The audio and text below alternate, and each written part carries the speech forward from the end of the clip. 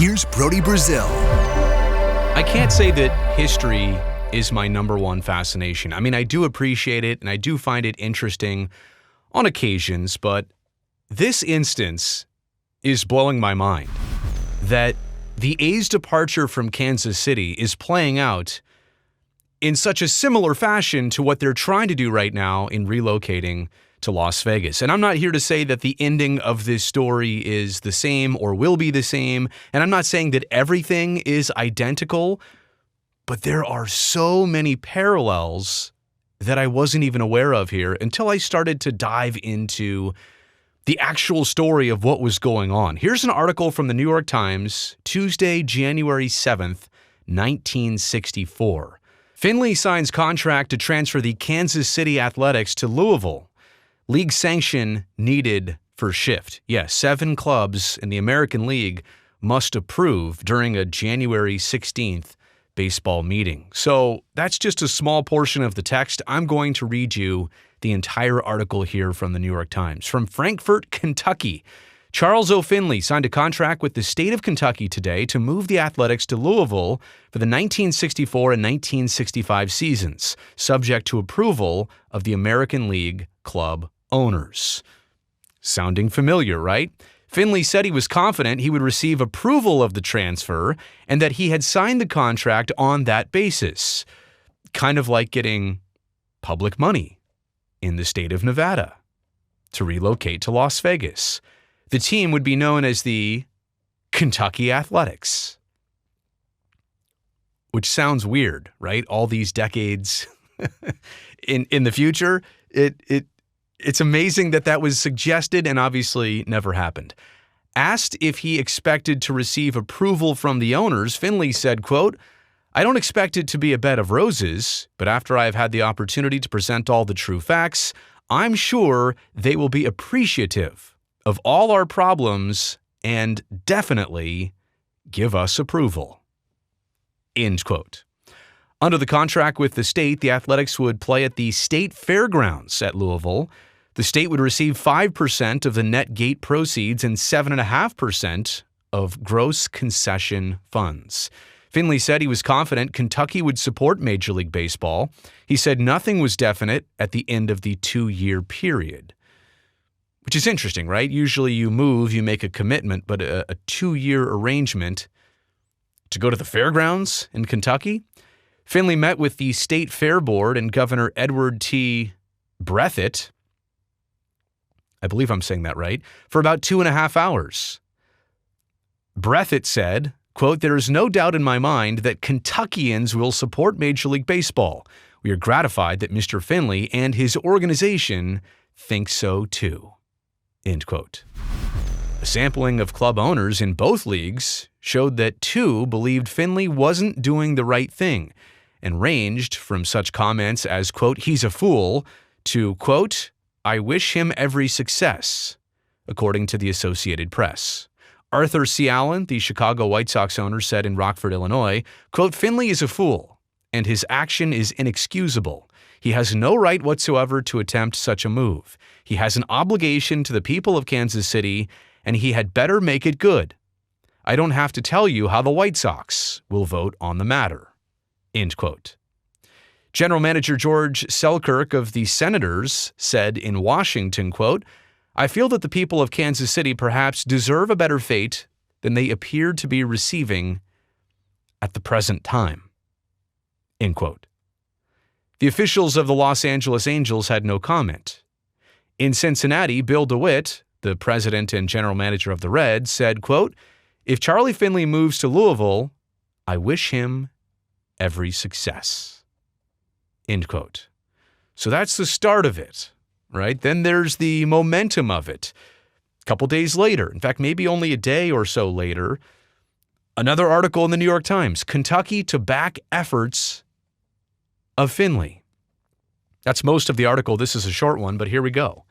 Louisville's mayor, William O. Cowger, said today he and other Kentucky officials would attend a league meeting on January 16th in support of Charles O. Finley's efforts to move the Kansas City Athletics to Louisville.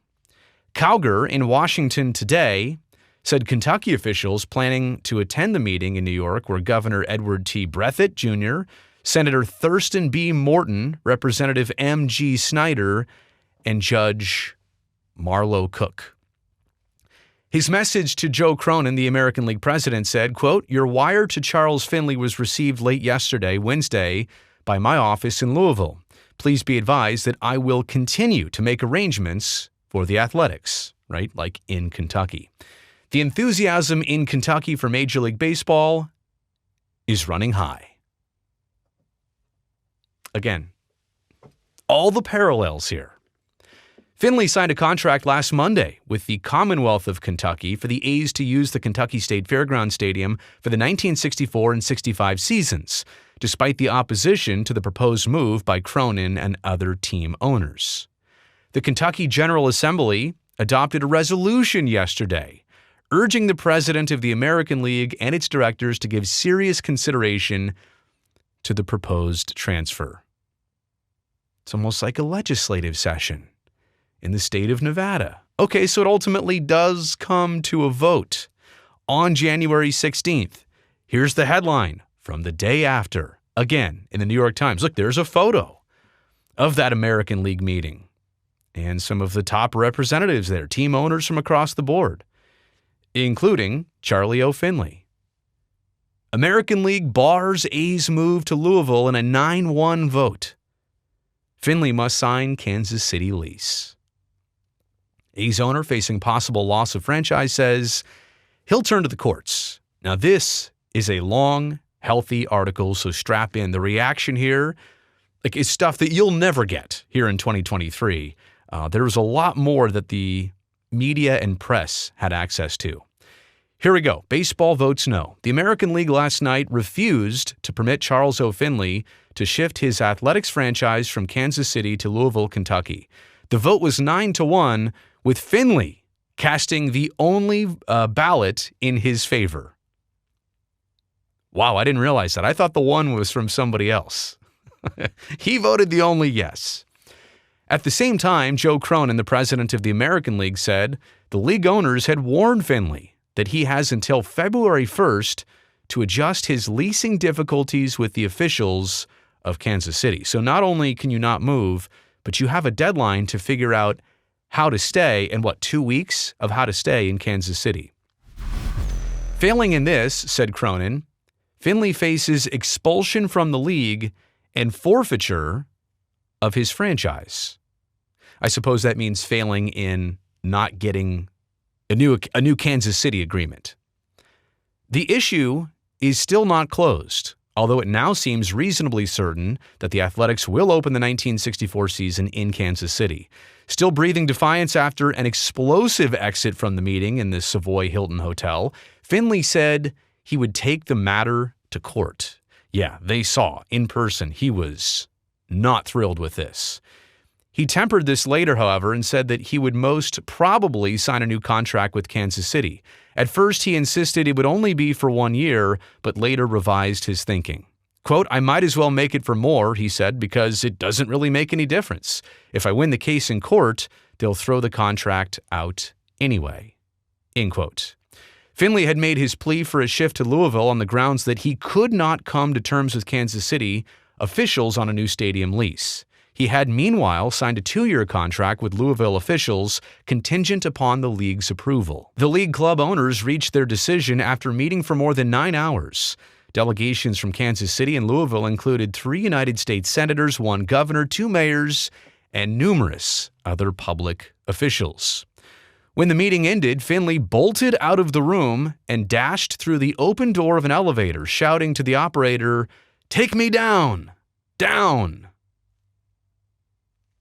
This is so fascinating that somebody had access to this. I guess in a day of social media and our technology, it would be captured on video. But who would even have the access to these closed quarters? The door, however, didn't close soon enough, and several reporters caught up with him. Oh, no. His only reply to their questions was, quote, "No comment." No comment. Reached a little later after he had cooled off a bit, Finley said, quote, "I guess this leaves me with no alternative but to go to court to find out whether the American League can restrain me from moving my franchise." End quote. However, Finley added he intends to go back to Kansas City and still try to work out a one-year stadium lease. Quote, "I always thought I was a pretty good salesman. I gave the best sales talk I ever gave in my life today. But I didn't impress anyone with it," he said. Discussing the possibility of being expelled from the league, Finley said, quote, "I don't think the American League can force me to remain in any city justifiably. I told the directors I lost over $1 million, $1,028,000 to be exact, during the 3 years I've been in Kansas City. That's cold cash. It didn't faze them a bit." End quote. Parallels, right? Parallels. "I also don't feel baseball has the right to force me to stay in the city where I am continuously losing money. I don't think the courts will uphold the American League's decision," he said. Cronin said later, quote, "We simply decided it would be more advantageous to stay in Kansas City than make a move. We're hoping," added Cronin, "that Finley will now get together with the Kansas City people. Kansas City outdrew 3 or 4 other cities in the American League last year, and the surveys we took during the summer showed that the people there are interested in baseball. The Louisville people made a fine presentation. But through the years, Kansas City has been fine for the American League." The day's activities began shortly after 10 a.m. when Cronin and the league's 5-man board of directors went into a closed session with Finley. The board consists of Dan Topping of the New York Yankees, Bill Daly of the Cleveland Indians, Arthur Allen of the Chicago White Sox, Paul O'Brien of the Los Angeles Angels, and Jack Hayes of the Boston Red Sox. Finley remained with the board for 90 minutes. When he came out, he said, referring to his negotiations with Kansas City officials, quote, "I gave them the best deal anybody ever made. If they turn this down, well, I don't see how I can go any further." It's like Kansas City or bust, right? The white-haired Chicagoan said he had offered Kansas City 4 years and 5-year leases with no escape clause, allowing him to move the club to another city in case of falling attendance. Quote, "When those 2 offers were turned down," said Finley, "I offered them another proposition calling for a 2-year lease extending through December 1st, 1965, with Kansas City to receive 5% of all paid admissions and 7.5% of the concession money. I also offered to wipe out the debt of $411,000 I figured they owe me for improvements of the stadium." Also stadium issues back then, end quote, Finley said. "But they turned this down too. With that I decided I could not go any further. Whatever happens," he said, "you can say the Athletics will be playing in 1964 with Finley as president and owner," end quote. Finley then was followed into the board meeting by the Kansas City delegation, which included Senator Stuart Symington, Mayor Illis Davis, City Manager Carlton Sharp, Ken Krakauer, I should have pre-read this, the president of the Kansas City Chamber of Commerce, and the 4 Kansas City councilmen, Sal Capra, John McGuire, Dick Swiden, and Jack Headley.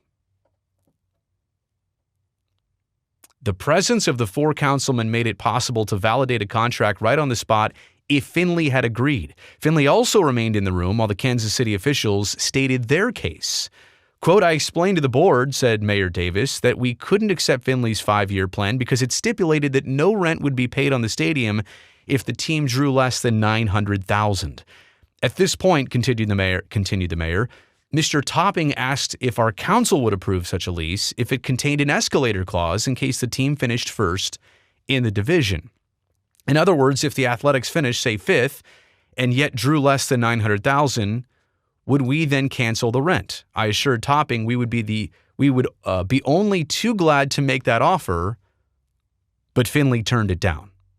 Finley," said the mayor, "has repeatedly said he wanted a contract similar to that of the Kansas City Chiefs of the American Football League. In their contract, the Chiefs have a 7-year lease and don't have to pay rental until they have taken in the receipts of $1.1 million minus taxes. Then they pay 50% of all over that figure. We here agreed to sign a contract with Finley writing in the word Athletics in place of Chiefs."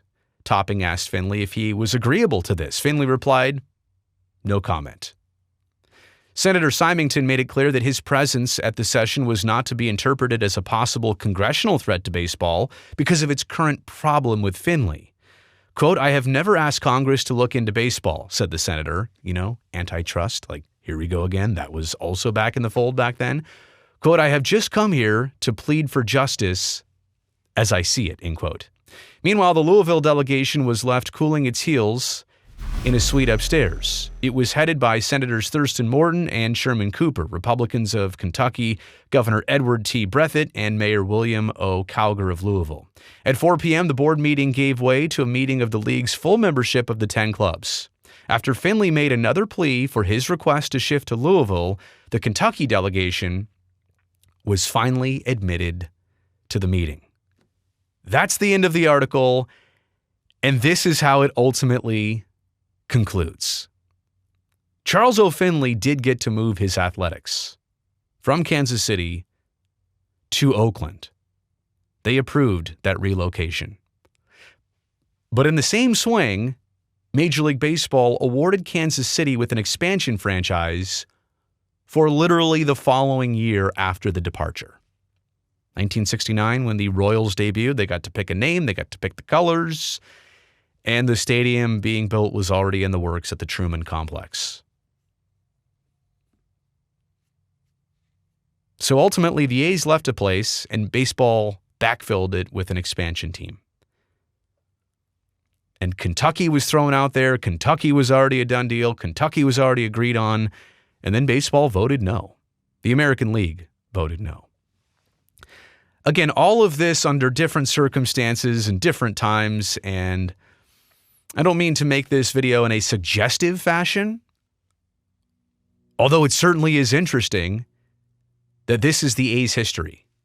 And in so many ways already, with the quotes and comments and way things unfolded there, as you just saw, in so many ways already, there are a ton of parallels.